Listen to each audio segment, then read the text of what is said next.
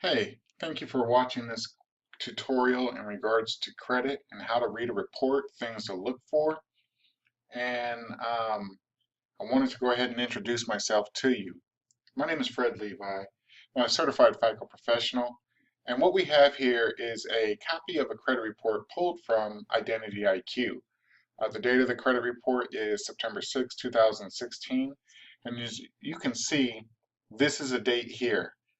The report date September 6, 2016. This is the reference number in regards to the credit report that we are reviewing, and the information for the name of the person is, I had to black it out, or blue it out in this case, for security purposes. So as you can see, it was prepared for this person. Obviously, the first name begins with Kim, okay? So what we're looking at here is the personal profile. And what this information consists of is the name, any type of AKAs are also known as, the date of birth, as well as addresses, current employer, previous employers, consumer comments, and fraud alert. So the first thing you're going to want to do is you're going to want to look at the name section here and confirm that the proper spelling of your name is spelled exactly correctly on all three bureaus, Experian, Equifax, and TransUnion. The next section is also known as, and in this section, if there's any other names that you go by in regards to any type of credit accounts, they'll show up in this section here. So if as you can see right here, it's blued out, but you can still see a little bit. But you can see that this name is obviously spelled incorrectly, Kimberley. There's a Y behind that, but there's no E after that L. So that's incorrect. You see it again here, reporting here to TransUnion. So things like that is things you want to get off. You don't want to have any type of misspellings because it could be that you have a name similar to somebody else and they're merging that file. So anything associated with that name and that merged file may pop up on your credit report, and that's why it's extremely important to get all information that's not belonging to you off of your credit report. You're going to want to dispute that information. The next section is the date of birth. So you want to make sure that the date of birth is showing accurately. As you can see here on Experian, they're only reporting the year. So that could be something that is just because they're reporting the year, you don't even know what the date of birth is. As you can see on TransUnion and Equifax, that month and year are both the same, so that is accurate.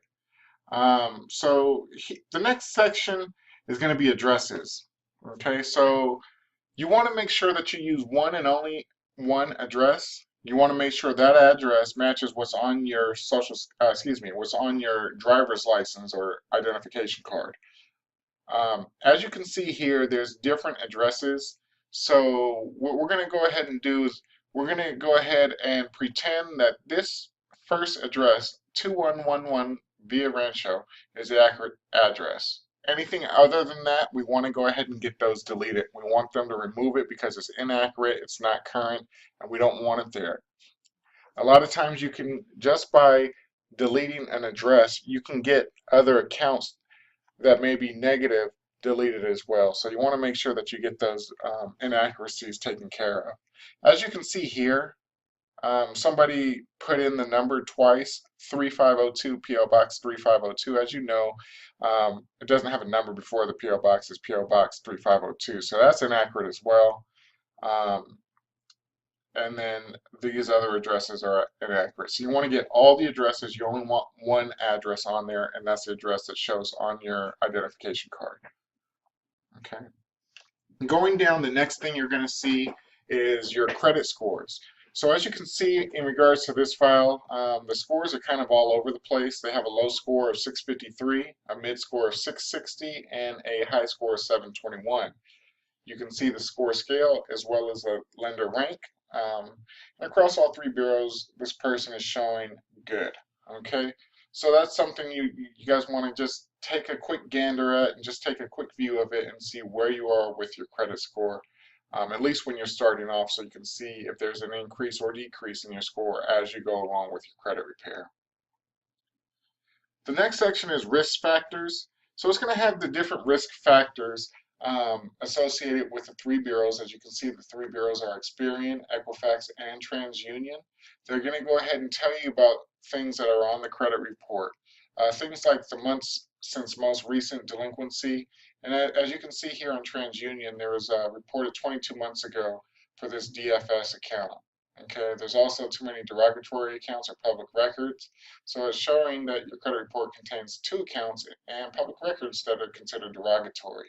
So you want to take a look at all this information because it does give key information that you want to take a look at and just see exactly what's going on. As you can see here on this Experian account, the most recent delinquency was reported 1 month ago on the Dell account. So this is information that is key to fixing your credit, things to look out for.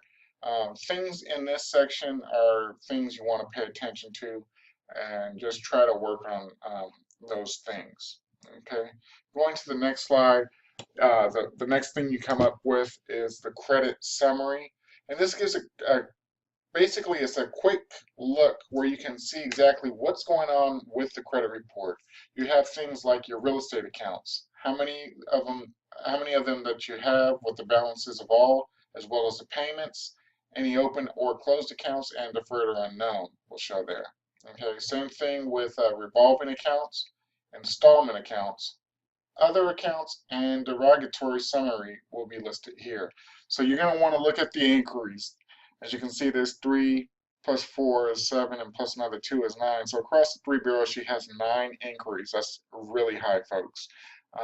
There's no public records, no collections, but there are current delinquencies and prior delinquencies. So these are things that you want to keep an eye out on the credit report when you're going through it. Another thing you want to look at are these revolving accounts. These are very important to your score because it's the quickest way that you can manipulate the system. And we'll talk about that in another training video. But at this time, this is just something we want to keep a quick look at. As you can see, we have the balance section here. But you want to go ahead and, as you can see, it looks like something's not reporting here on Equifax because these numbers are way off. And then same thing with TransUnion, those things are off from here. Then the payments showing a 0 payment. So there's some key things that you want to look at. And we'll talk about that in another tutorial. But at this time, we're just going over the credit report and what's on a report and what we're going to be looking out for. So here's an account that's listed on the credit report. This one here is a JCPenney's account. I can tell by the account name, it's a JCPenney's, JCP for short. And here's the account number. So you want, when you're looking at a credit report, you want to make sure that the account number is accurate, the account type is accurate. You're going to want to make sure the account status is accurate. So it's showing closed here and paid here. It's just how they report, but it's the same thing. The date open, you want to make sure that those dates match as well as the balances. As you can see here, the credit limit, I've circled this information because it's inaccurate. This one's showing a $3,200 credit limit. This one's showing a $2,963 credit limit. So those two things are inaccurate. Last reported date, these things are inaccurate as well. So those are things that you want to look out for when things aren't matching up, when you can tell that you can see that there's a difference in what they're reporting. Those are the types of things that you want to go after. In this case, I wouldn't do anything with it because there's no derogatory on the account, but it's just something I wanted to draw to your attention. Now this account here, you can see all of this red and yellow stuff. So the red information with the CO is indicates that this account is a charge-off. You could also see that it's a charge-off or collection here. But some things that I wanted to draw your attention to, and we're going to go from the top to the bottom. The account numbers are showing different numbers across the three bureaus. So these are something that you have the grounds to dispute, is that the account number is inaccurate. Okay, the account type does show revolving across all three. The account status shows unpaid for all three. The date opened is showing the same for all three, as well as a balance. The high credit limit is not showing here. So we can say that this account is reporting incompletely. That would be a fair bet to say. But when we come here to the credit limit, Experian's reporting $4,500 as well as TransUnion. However, Equifax is reporting $201. So we can dispute the accuracy of the credit limit and see what we come back with. If they came back and confirmed that it was accurate and they're reporting correctly, then we have grounds for a violation in regards to conducting a reasonable investigation because they may not have done so. Okay. So, like I said, the CO's down here in red, that stands for a charge off. But you want to go ahead and look at this. In February of 2015, Experian's reporting 150-day late, and Equifax is reporting in that same month 120 days late. So uh, they can't be 150 days late and be 120 days late and still be showing accurate. So that's something you guys want to keep an eye out for. Just make sure that everything that's reporting is accurate. Okay. Now, if we were to dispute this account and then looking here, it says the last reported date, they should have these dates all matching because they would have got the information at the same time. Unless it was the beginning or end of the month, there may be a 1 or 2 day delay. However, they are sending this information electronically through Yosker. Okay, so we'll talk about that as well, Yosker, in another training session. Okay. Now here is our last slide uh, during this training, but I'm going to go ahead and do the same information here. I'm going to go across all the information line by line just to make sure that everything is reporting accurately. So again, I have the things highlighted that I see are inaccurate because they're showing differently. So here we have the last reported date. They are showing differently across 3 bureaus. And then as well as the late dates, we have different information here. Again, in August 2012, Experience reported 150 days late and TransUnion's 120. Again, you can't be both. You have to be one in the same. Um, and then we have the same thing over here. So folks, that's what you're going to be looking for when you're looking at credit. You want to make sure that the information is correct and accurate. And if you're not sure, you can go ahead and call them on it. Say, hey, I just want to verify that the information that you're reporting is accurate.